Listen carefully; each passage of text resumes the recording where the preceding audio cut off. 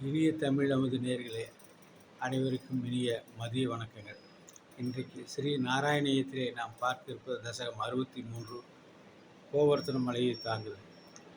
நீ சிந்தித்துக் கொண்டிருந்த வினாடியே உன் திருமேனிக்கு போன மேகங்கள் கோகுலத்திற்கு மேல் இடாமல் இடி இடித்து திசைகளை நடுக்கும்படி நீ செய்வதைக் கண்டாய். ஒருவராலும் வெல்லப்படாதவனே, பெரிய ஆலங்கட்டியில் கூடிய மழை தாரை தாரையாய் பொழிந்தால் கோகுலத்தில் இருந்த அனைத்து இடையர்களும் பெரிதும் வருந்தினார்கள். உடனே அவர்கள் சினம் கொண்ட இந்திரன் கையில் இருந்து எங்களை காப்பாற்று என்று உன்னை வேண்டினார். அந்த வேண்டுதலை கேட்டு நீ அஞ்சாதீர்கள் என்று அவர்களுக்கு ஆறுதல் கூறினாய். மேலும் நீ பசுக்களை காக்கின்ற கோவர்த்தன மலை என்றோ இந்த கோவிலத்தின் தெய்வம். அது மலைகளின் பகைவனான இந்திரனிலிருந்து உண்டாகின்ற தீங்கின்று நம்மை காப்பாற்றும். இதில் உங்களுக்கு சந்தேகம் தேவையில்லை என்று சிரிந்து கொண்டே கூறினாய். பின் விரைந்து உன் இளங்கைகளால் கோவர்த்தனை அடியோடு பெயர்த்து மேலே தூக்கினாய். நீ உயிரை தூக்கிய பெருமலையின் கீழ் மணற்பகுதி பாங்காகவும் விசாலமாகவும் மிருதுவாகவும் இருந்தது. மற்றும் அந்த மலைப்பகுதியின் அடிப்பகுதி உயரமாக இருந்தால் வெள்ளம் தூரத்திலேயே தடுக்கப்பட்டது. அங்கே நீ அவரவர் வீட்டுப் பொருளுடைய இடையர்களையும் பசுக்களையும் இருக்கும்படி செய்தாய். பின் தாமரை மலர் போன்ற உன் கையால் அந்த மலையை தாங்கிக் கொண்டிருந்தாய்.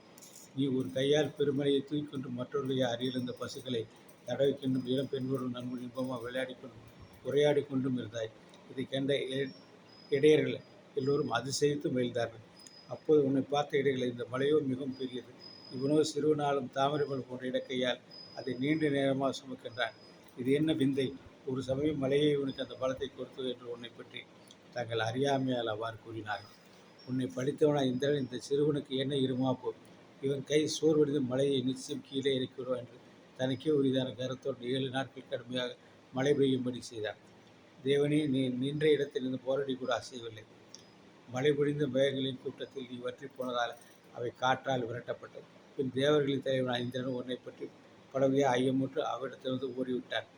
பின்பு அடாது பெய்த அடைமழை ஓய்ந்தும் இடையர்களின் கூட்டம் பசுக்களின் கூட்டம் வெளியே வந்தன. அப்பொழுது மழையை மறுபடியும் நிலத்தில் இறக்கி வைக்க இடையர்கள் பெரிதும் மகிழ்ந்து உன்னை கட்டி தழுவி கொண்டார்கள். இலக்கமியின் தலைவனை, குருவாயூரில் எழுந்தருளி இருப்பவனே, நிலத்தையே தூக்கி உனக்கு மலையை தூக்குவதில் என்ன துன்பம் என்று தேவர்கள் உன்னை தூக்கித்தால் அத்தகைய நீயே பணியின்றி என்னை காத்து அருள வேண்டும். இதே மாதிரி உன்னுடைய அடிவனான நானும் வேண்டுகிறேன். நடக்க முடியாமல் இருக்கிறேனே தேவனே. எனவே குருவாயூர் எழுந்தருளி இருக்கின்ற அந்த மகாவிஷ்ணுவே, நீ என்னையும் நடந்து வைக்க நீங்கள் உதவி புரிய வேண்டும் என்று உன் கடாட்சத்தை வேண்டி விரும்பி கேட்டுக்கொள்கிறேன். நன்றி. அடுத்து மிக மிக சிறப்பான ஒரு பகுதி, கோவிந்த பட்டாபிஷேகம், தசகம் 64.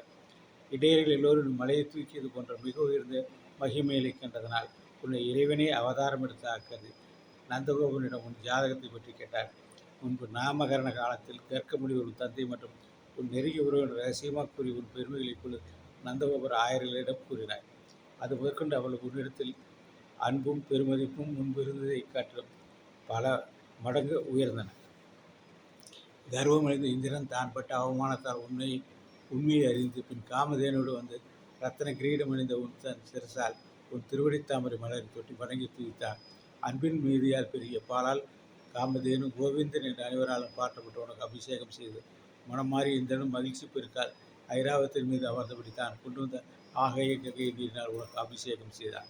அவ்வாறு 3 உலகங்களும் தலைவனாகி நீ கோகுலத்திற்கே தலைவனாக அபிஷேகம் செய்யப்பட்ட பொழுது கோகுலம் உன் பெருமையால் விண்ணுலகத்திலும் பைகுண்டத்திலும் கூட அடைய முடியாத செல்வத்தை பெருமையை அடைந்தது. ஒரு நாள் பொழுது புலந்துவிட்டு இன்று உன் தந்தை விடுவதற்கு முன்னே யமுனை நீராடி கொண்டிருந்தார். அப்பொழுது வருணின் தூதன் ஒருவன் அவரை வருணலோகத்துக்கு கொண்டு சென்று விட்டார். காரணவசத்தால் மாடப்பிரிவு எடுத்த நீ உன் தந்தையை மீட்டுவதற்கு வருணின் லோகமான வருணபுரிக்கு சென்றாய். நீரின் தலைவனான வருணன் பரபரப்போ உன்னை வரவேற்று வழிவிட்டான். அப்பொழுது நீ உன் தந்தையை மீட்டுக்கொண்டு உன் இருப்பிடம் கோவிலத்துக்கு வந்து சேர்ந்தாய். உன் தந்தை அந்த வரலாற்றை தன் உறவினர்கள் கூறினார்.